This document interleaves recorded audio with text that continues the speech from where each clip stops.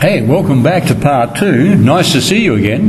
In this part we're going to be working on kinematics as an application of the derivative. Kinematics is to do with motion, and we're looking at particles following motion in a simple straight line now. Going back to some of Newton's work, and of course if you remember, Newton was very keen on finding the instantaneous velocity. So we have a plot here of displacement or distance from the origin. So S of t is a displacement equation or function, displacement of the particle or body from the origin of measurement. So we're starting there, let's say here, the origin of measurement, wherever we've set that up, and it could be moving to the right, which we call positive movement, or to the left. So we have a graph over here which only has positive values. It's going up, the displacement's increasing with time along here. And so do you remember Newton might have wanted the instantaneous velocity at 1. He was not happy finding the average velocity between 2 points. And so remember, if you find delta S, change in S over change in time is the slope of the chord, that is the average velocity between those 2 points. So we use the limit theorem and approach more closely down to there until we get to tangent C, and that was the definition of the instantaneous velocity, is the slope of the tangent at that point. So in this work we're going to be looking at rates of change of displacement with time and how they change. That's going to be velocity. But of course, I guess you realise that here's a very good example of how in practice we can use a second derivative of a derivative, because when velocity changes with time, we say the body is accelerating. So let's come down here now and have a look at our straight line motion. Here's our first graph, graph number 1. We've got displacement with time, and then we're going to plot a graph which is the derivative of displacement, how displacement is changing with time, and that's going to be ds by dt is going to be the velocity with time. And what would its rate of change be? If we do this process to a derivative, it's going to be the second derivative, it's going to be the acceleration. So let's look at the two and compare them now. So the first one is displacement with time, and this function could be something like, I don't know, we could model this, couldn't we, using technology, I don't know, 2/3 t cubed plus t plus 1 or something. And then if we got the derivative of that and plotted its graph, it would be, I don't know, 2t squared, I think, plus 1. So there we have it. They could be the two functions that we have. And of course we do need those functions to draw the graph and to talk about the average rate of change being the slope of the chord is the average rate between 2 points, and then the slope of the tangent being the instantaneous rate of change. So the average rate here will be the average velocity. Okay, so we've got some definitions here. The average velocity is the displacement at the second time minus the first, divided by the time that's passed. So let's have a look here. The slope of this chord is the S value of the second point minus the S of first. Usual slope method, isn't it? Delta S, Y step on X step, or S step on T step. And that's our definition of the average velocity. Now what about the instantaneous velocity?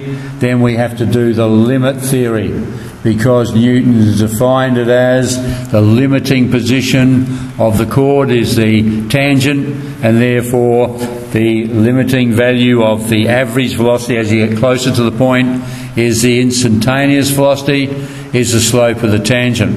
can we do it coming over here now? Can we do it again if we plot the velocity? And therefore we're plotting the derivative of displacement, how it's changing with time would give us the velocity. So then if we look at the rate of change of velocity between 2 points, then that is delta V on delta T. Does it have meaning for that slope of this chord, the average rate of change of velocity? Yes, it's the average rate of change of velocity, the average acceleration. Because when velocity changes, we say the body's accelerating. And then if we use limit theory again to come in closer here to tangency, this will be the instantaneous acceleration, A inst, the slope of that tangent now.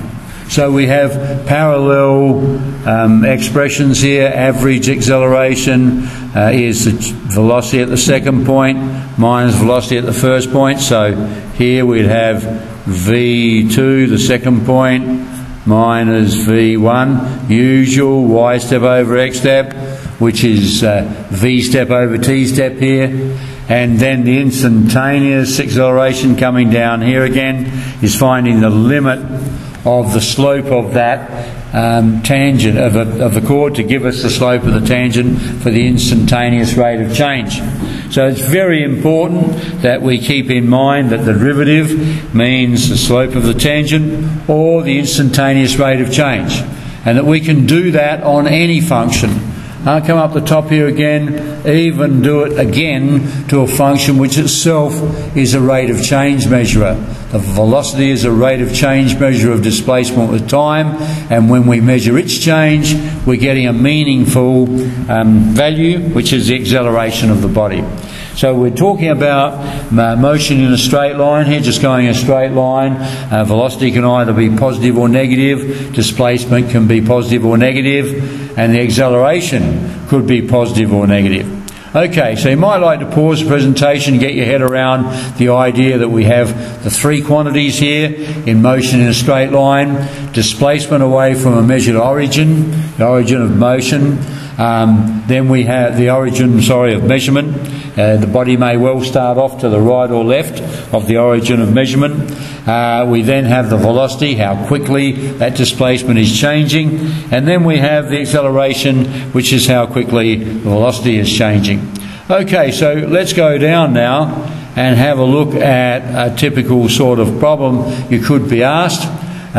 Here we have it, a displacement expression, a distance away from the origin of measurement in metres is 3t, take t squared. Come over here, I've drawn the graph here, so that's the displacement, and this is the time axis.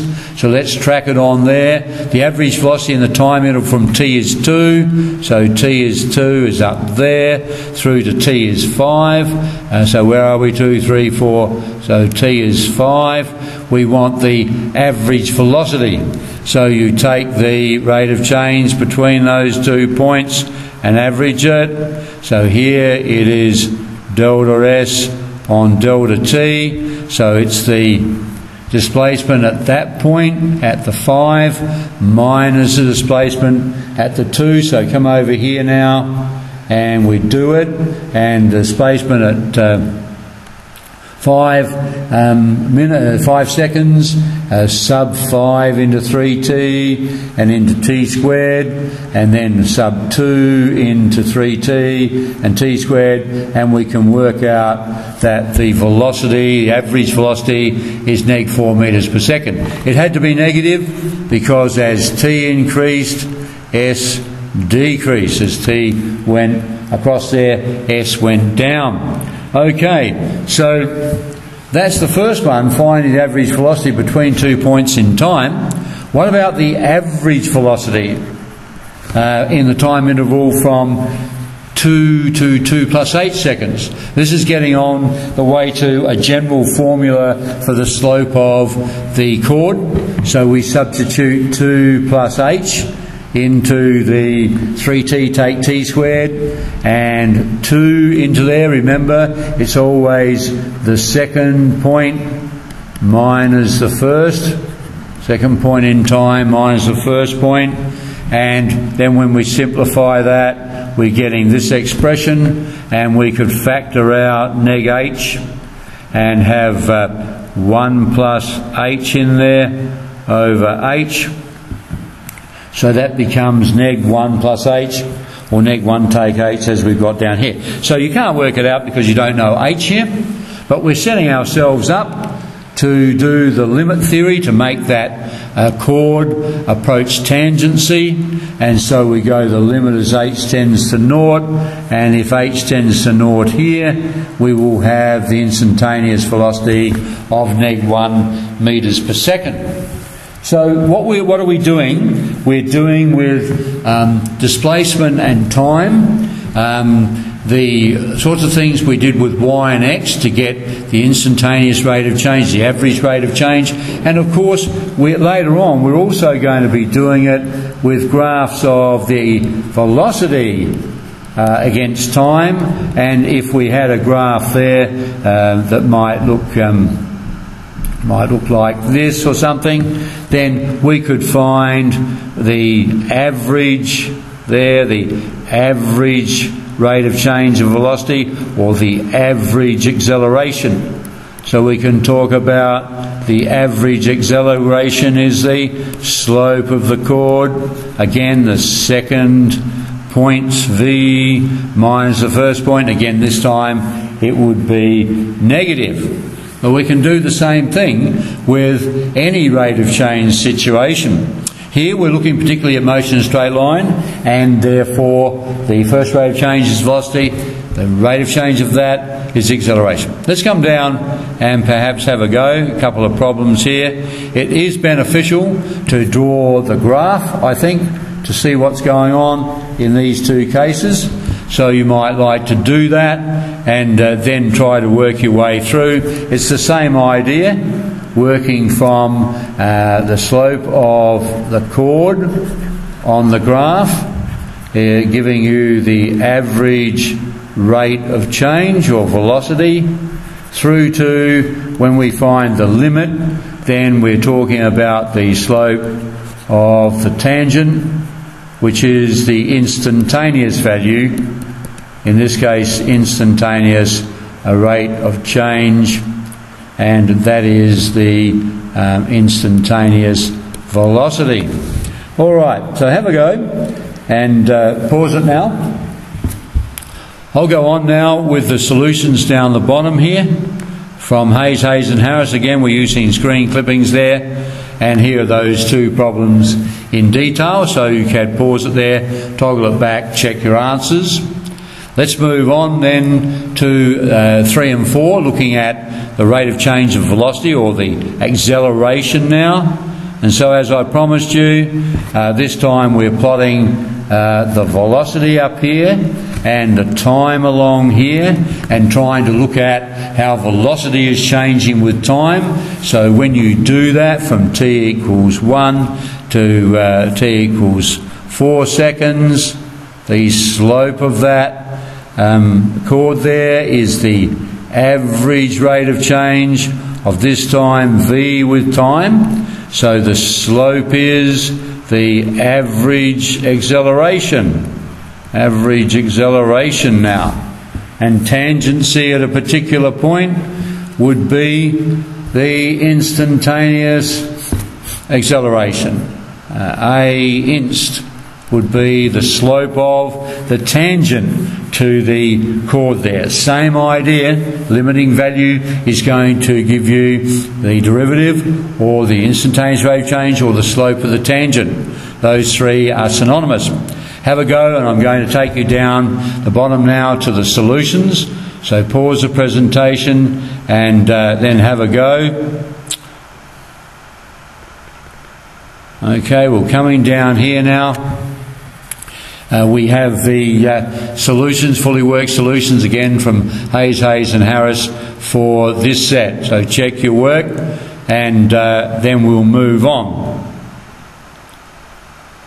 Alright, so here's a summary of some of the things now that we've been doing. The velocity of p at time t is given by v of t is the rate of change of displacement, the derivative of the displacement function, or the instantaneous rate of change, or the slope, remember the trichotomy, or the slope of the tangent. And the acceleration is the rate of change of velocity, or the second derivative of displacement with time. And so this gives you, the derivative of the velocity gives you the instantaneous rate of change, again, which is this time the instantaneous acceleration.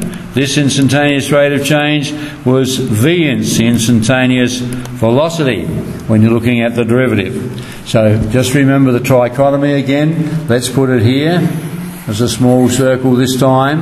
When you're getting the derivative, you're looking at finding the slope of the tangent. But why did Newton do it? Remember now, he was in pursuit of the instantaneous velocity or instantaneous rate of change. So those three things are synonymous there. You must be able to flick from one to the other and see how they relate. Alright, we'll come down and let's see what we can do. Here are some summaries from Hayes, and Harris, and we want to look very much at the direction in which we're going, the direction of the velocity. So we often draw a sign diagram for the displacement. If the displacement is 0, it's at the origin of measurement. Just remembering that O means where we're measuring from. At t is 0, the body might start 2 metres to the right of that origin of measurement. This is measuring from. We measure from here. It's not where the body necessarily starts. At t is 0, you might sub 0 into your formula and find it's 2 metres to the right. So this is positive moving this way, as usual in mathematics and science, negative moving that way. If it's greater than 0, if the displacement is greater than 0, as what I've said here, positive, greater than 0, it means it's over this side. If it's less than 0, it's over this side. So starting to get an idea of how we can map out the way the body is moving in a straight line. This is all about straight line motion only, and working with the displacement expression. So let's look at the signs of the velocity. If the velocity is 0, it means it's not moving. At that instant, it's at rest, not moving. I prefer not moving here. At rest is a good physics term, however.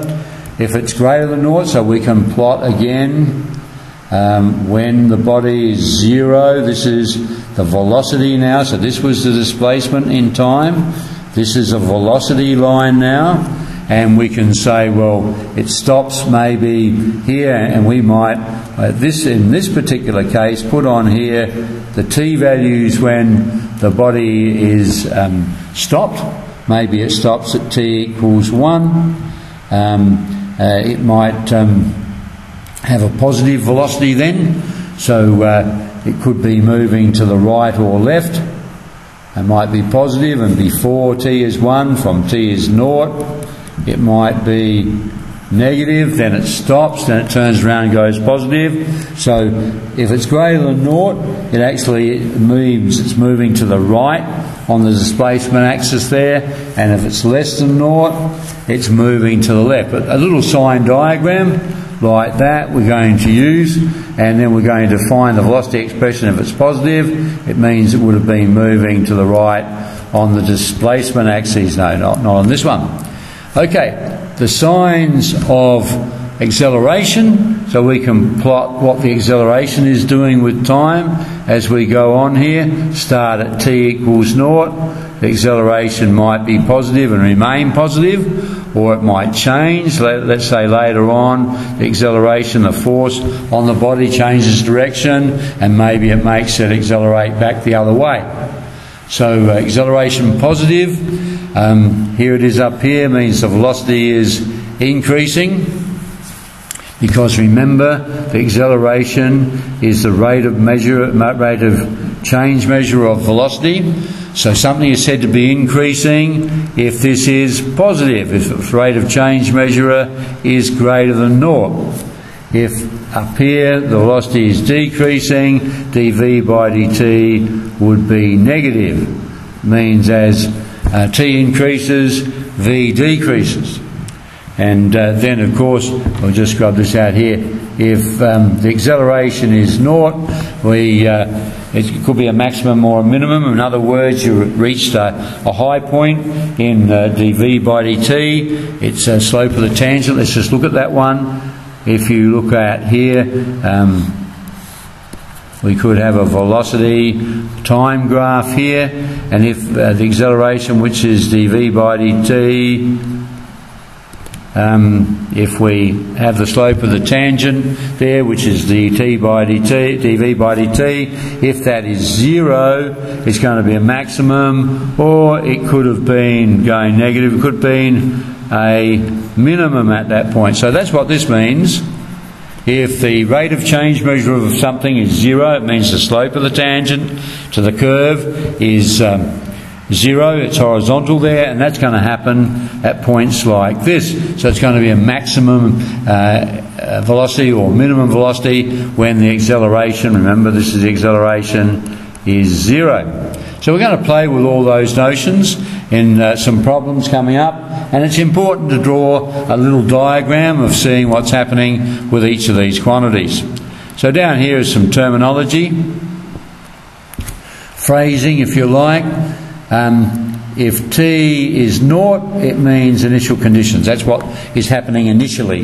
If you put t as 0 in any expression, you're trying to find what's going on at the beginning.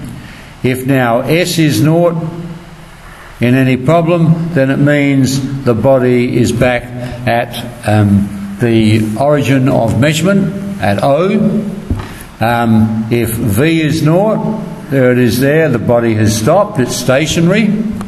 And it also means, though, therefore, this is when it could reverse and go back the other way.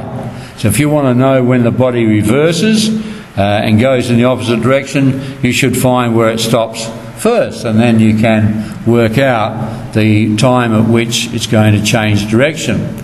And if the velocity is 0 here, it could be the maximum height that the body has reached, because v is ds by dt. Remember, that is the rate of change of s.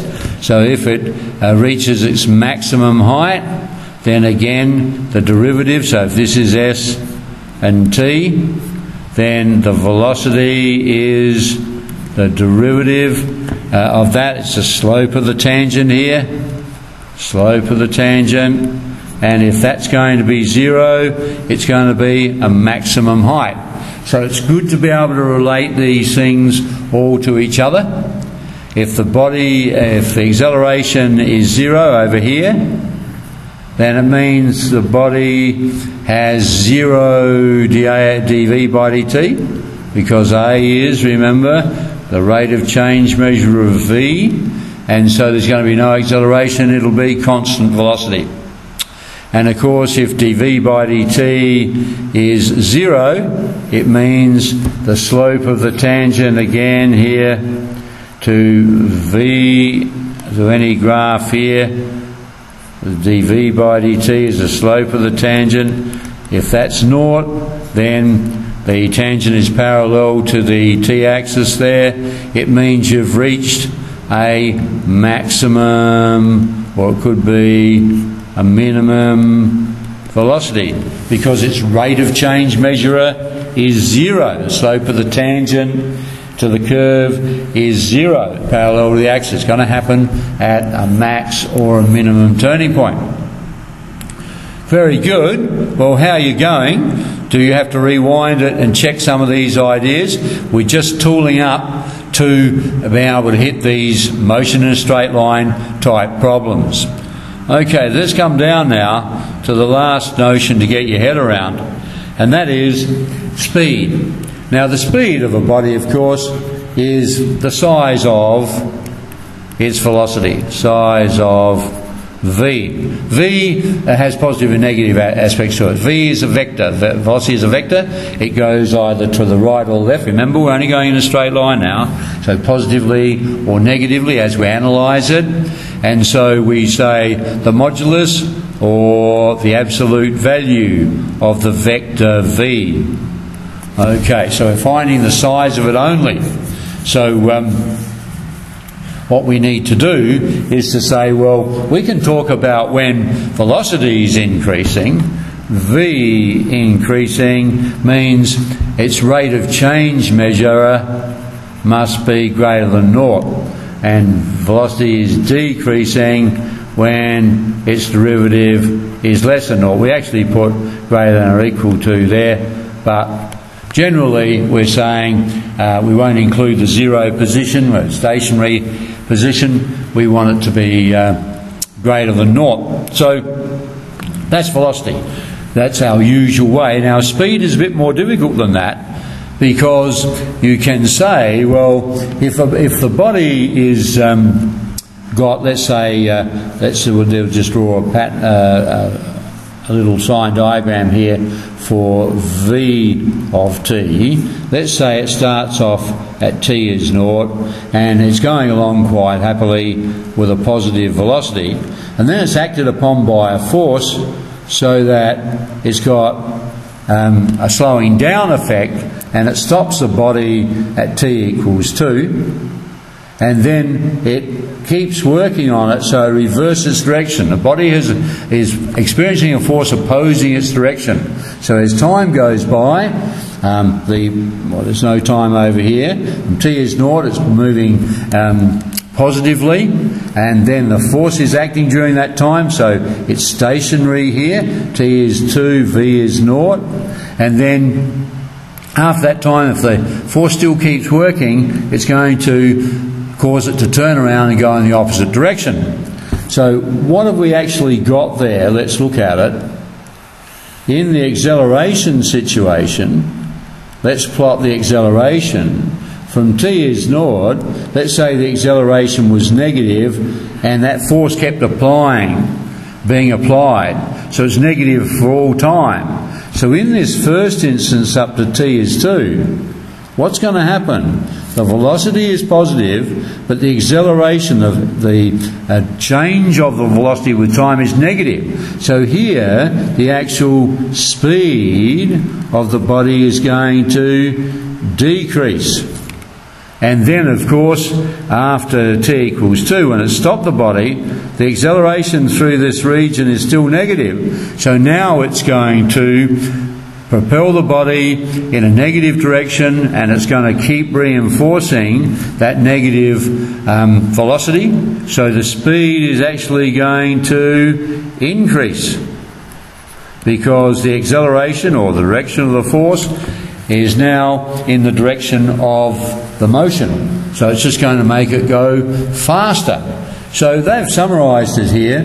If v of t and a of t have the same signs, then they're going to work together. The acceleration represents the result of a force acting on the body, and if that force is in the same direction as v, it's going to speed the v up. It's going to speed the body up. But if the signs of these two are opposing, then it means forces acting on the body to give it an acceleration in the opposite direction, which will eventually slow the body down and stop it, possibly, but it's certainly going to slow it down. The speed will decrease. So keeping those things in mind, let's go and try and do a problem related to those. So let's come down here now and have a look at a typical little kinematics problem. So here we have plotted the body. Here it's got a displacement time relationship of t cubed, take 3t plus 1 centimetres. So the first thing is, let's get an idea of what's going on. So there's our displacement expression, getting the derivative, there it is there, and we won't worry about the rest of this for the minute, and then getting the derivative of the velocity to get the acceleration, it's 6t. Now we need sign diagrams. So first of all, shade to the left of 0. Now, this is for velocity. So we want to know when is the velocity 0. Because an expression like this, when the velocity is 0, it is going to change sign. So let's then say velocity is 0 when 3t cubed take 3 is 0, 3t cubed is 3, t cubed is 1. So you have t equals 1 is your solution. Oh, hang on, I've messed that up here because we have a square there. So we've got 3t squared take 3, 3t squared equals 3t squared equals 1. T is plus or minus 1, but t must be greater than 0, so t is 1. So we can put the 1 on the line there, and saying when t is 1, that's when the body stops. We can find out what it was before that by substituting in something like a half into our original velocity expression here. And then we can substitute in t is 2 maybe into our velocity expression and find that it starts off going to, here it is here, to the left of O, it's at a negative sign, and then it stops at 1 and goes to the right of the origin. What about this one down here? This is the acceleration.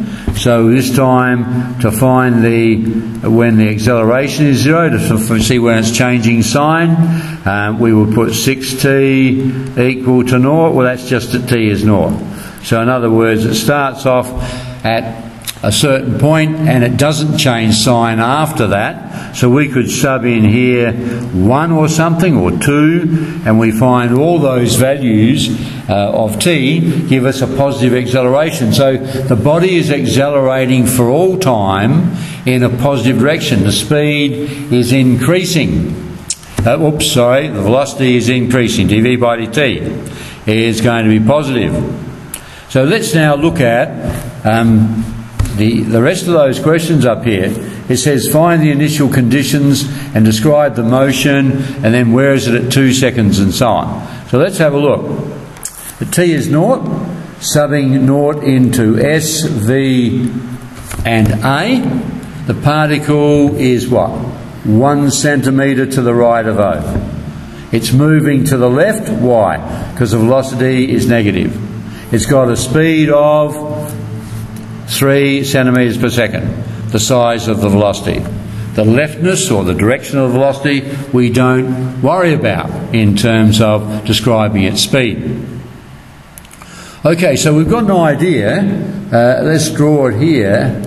This is now the displacement line, and here it's starting off over here 1 centimetre, that's at t equals 0, and it's moving to the left.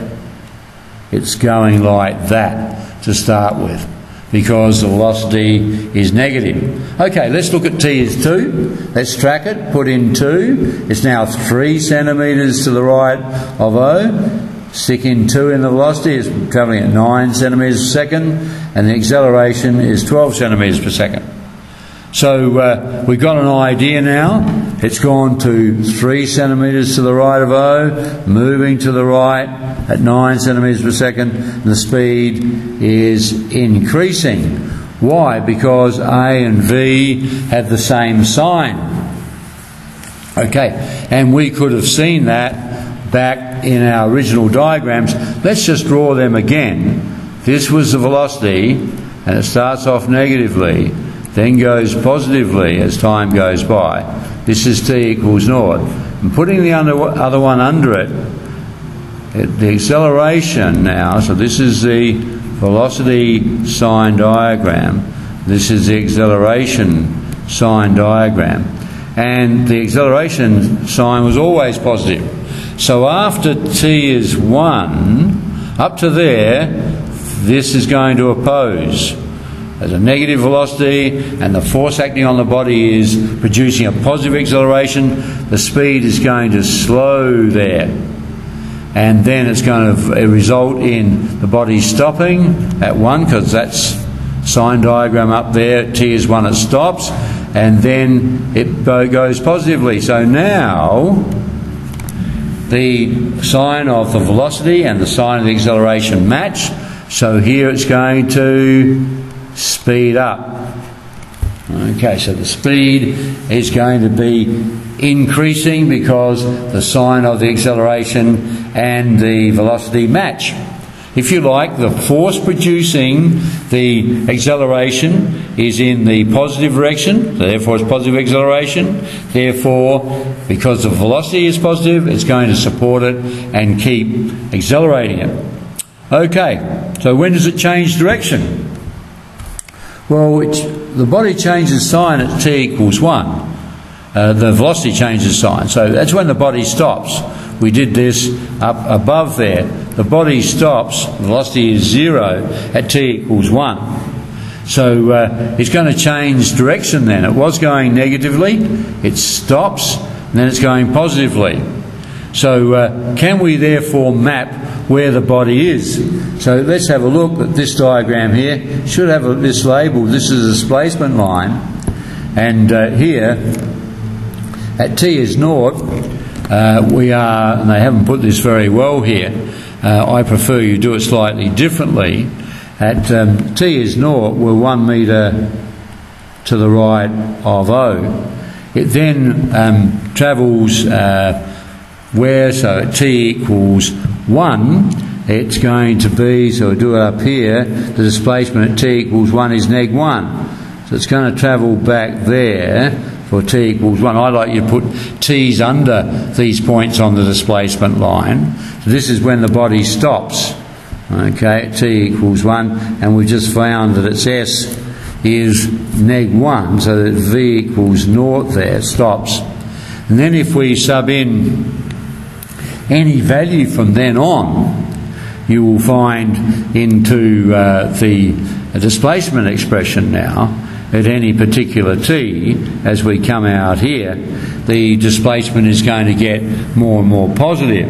So can you see, if we wanted to see how far the body went, let's say in the first, 2 seconds, we would have to find where the body stops at t equals 1. You can't just find the displacement at 2 minus the displacement at 0, because it was 1 centimetre to the right, then it stopped when it was 1 to the left. So this little bit here is 2 centimetres of movement to the left. And then if we subbed in t is 2 into the velocity expression, we would get a distance this way. So you can't just take it away, you know, the final displacement minus the initial. You've got to track where the body is moving so that you can not forget that it's moved somewhat negatively 2 centimetres before coming back. It's not just the first, the last minus the first displacement. So here the speed is increasing. When's the speed increasing? Well, let's come over here. And the speed is increasing when v of t and a of t have the same sign. So we talked about that. T must be greater than or equal to 1. Notice that we do include that boundary condition. Technically at t equals 1, speed is 0 because the velocity is 0. But for the purposes of mathematics, we say something is increasing from the 0 or boundary position upwards or to the left of there. We include the boundary position where the value is actually 0. It's not really increasing there. So what that means, if you don't want to do that, you say, where is it strictly increasing? And if you wanted to know where the speed is strictly increasing, you would not include that. You would say t is, not greater than 0. You wouldn't include the 0 there. You would have t is greater than just 1 for the strictly increasing idea. We'll come across that later on when we talk about functions increasing or decreasing as well. Alright, so lots to do there, lots to get your head around, trying to map this body's motion, trying to look at the changing direction of the velocity and the acceleration. Right, we'll come down and try your hand, and there's some down here. and I'll just show you 1 and 2, and I've got Hayes and Harris fully worked solutions coming up. So have a go at these two, and pause the presentation, and I'll go through all 7 like this, and then on the end the solutions. So here is 3 and 4. So you can pause it there. 5, 6 and 7, and pause them there at that stage, and I'll go on to the solutions now. So here's question 1 and 2. Let's see if we can get them all on there. Not quite there. So question 1. Let's go down now, look at question 2.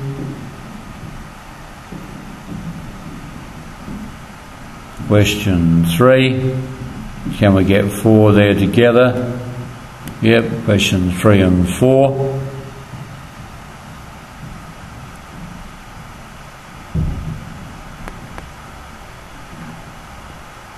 Question 5 and 6.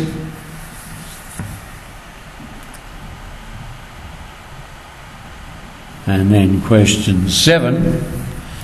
So these are interesting applications of the derivative, and carrying on from Newton's work with linear motion, of course, where that was his discovery point of the derivative. So this is a very good and historical application of the derivative, and you might need to work some time on getting your head around all of these sorts of problems. Remember, it's motion in a straight line, and we're using both the first and second derivative of the displacement function here.